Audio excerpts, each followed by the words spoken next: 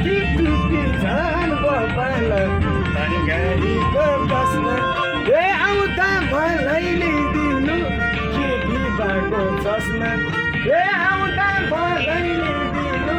के बिबाको चस्मा अनि नानीले फेरि आँखा डेढ डेढ ऐनामा यता अनि आएको रातो रातो भइदिएर